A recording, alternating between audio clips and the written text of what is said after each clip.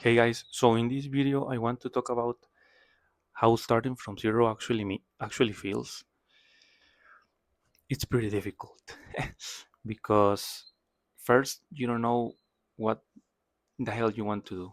There's so many business ideas, so many influencers on TikTok, YouTube sharing content about business that maybe they don't even practice. That's what I learned from one book. It's called Millionaire Fastlane, which says that you have to be careful with all the gurus because they say you can get rich from one area, but that's what they say, but they get rich in other area.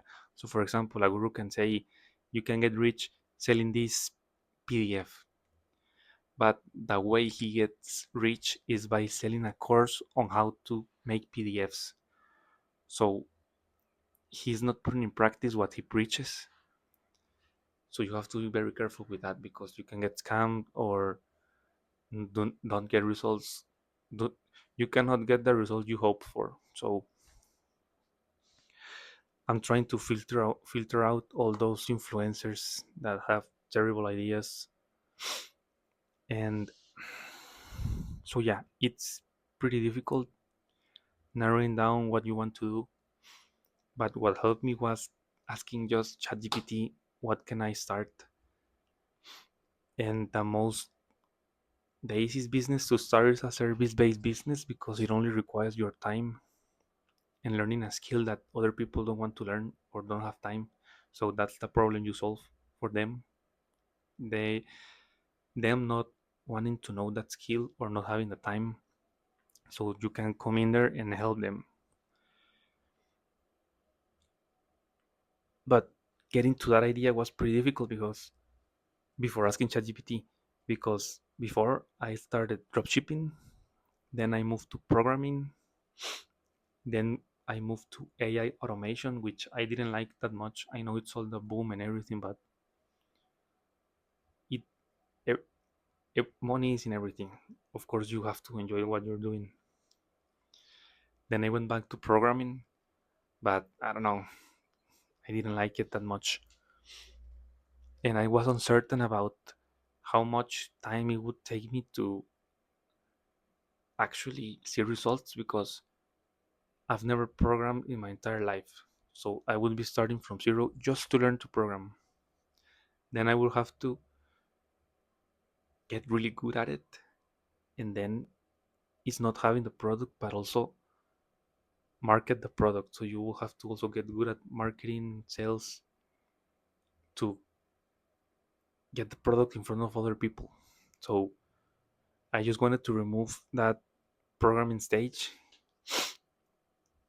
and having something ready, which is the skill of cold email, which of course I have to learn, but it's way easier to learn cold email than to program.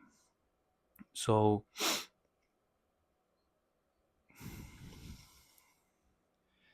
yeah, that's basically the story right now. Also, one thing that's been difficult is to stop getting, like,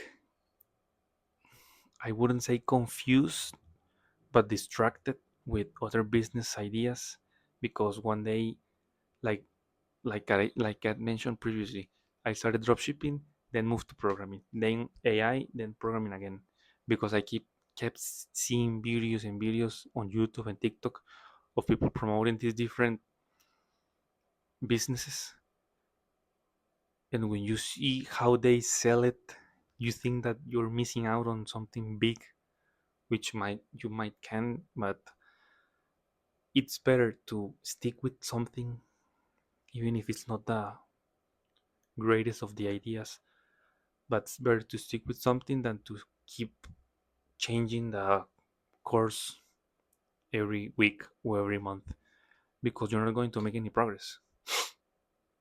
So it's very important to stick with something. I had to learn that the hard way because I've been in this cycle for like 7 months, I think, and it's frustrating because you literally don't make any progress, bouncing from idea to another one. So I have a goal, 3 months. I have to stay, I have to work on this idea of cold email. I'm going, I have a reward for myself if I can do it. It's a small prize, it's a gift. I'll show it to you guys when the 3 months go by. So stay tuned for that. But yeah, it's like a way of me staying committed to the business. Because if not, it's just the beginning. What happens when the business is created, but I want to try new things within the business? I might try one, but then switch to another, and that can propagate to other things in life. So you have to stick with something,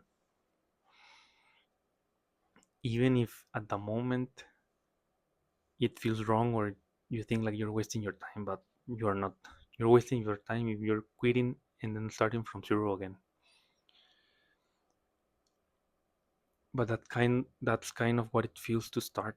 It's a lot of confusion. You don't know anything. You don't know what to do. You're just working on incomplete information. You're just kind of going with the flow. But I think that's the best way to learn, because you can then iterate the process if you have to start again, and then you can do it faster, or you can avoid mistakes you did not avoid in the beginning. And as soon as you get reps, you're going to get better.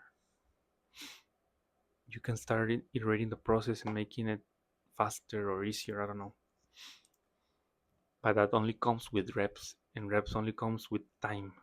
So you need to stay in the game long enough so you can make the amount of mistakes required for you to get good at something. If not, you're just starting from zero every day. So yeah, a lot of confusion, a lot of wasted time, a lot of wasted money. But in the end, I feel like it's part of the process, just to see what's out there, see what you want to try, then try a little and see if it like resonates with you, and if not, you can try something else, but with the idea in mind that eventually you have to say no and just commit to one idea, and then go from there, keep learning and see where it takes you. But yeah, that's basically how it feels. But it's kind of nice. It's an adventure,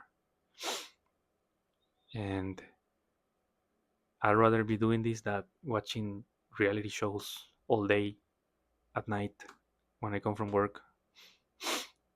I'd rather be building something for my future. That feels really nice. So yeah, guys, bye.